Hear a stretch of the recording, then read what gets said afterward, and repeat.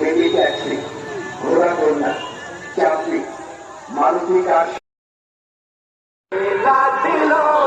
আজ একটু বেরিয়ে পড়েছিলাম, কারণ আমাদের বাড়ির সামনে বসেছে মেলা। এমন এক মজা আর চমকপূর্ণ পরিবেশ, না দেখে থাকা যায়? একবার না, বারবার গেছি, প্রতিবারই নতুন কিছু চোখে পড়েছে।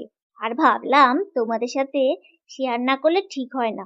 তোমরাই তো আমার আপনজন, তাই আগে তোমাদের সাথেই ভাগ করে নিচ্ছি এই মেলার কিছু সুন্দর মুহূর্ত। চলো ঘুরে দেখি আমাদের পাড়ার মেলা একসাথে। এবার হাঁটছি, আর হাঁটতে হাঁটতে চোখে পড়লো রাস্তার ধারে সারি সারি দোকান। মেলার এক আলাদা অনুভব, চারপাশে কোলাহল, আলো আর সেই চেনা গন্ধ। মেলায় আসা মানেই এক অদ্ভুত টান জিলিপির দিকে। জিলিপি না দেখলে যেন মেলা সম্পূর্ণ হয় না। মনটা অস্থির হয়ে ওঠে, একেবারে ছোটবেলার মতো। স্মরণে ভেসে ওঠে সেই দিনগুলো। বাবার হাত ধরে, মায়ের হাত চেপে ধরে মেলায় যেতাম আমরা।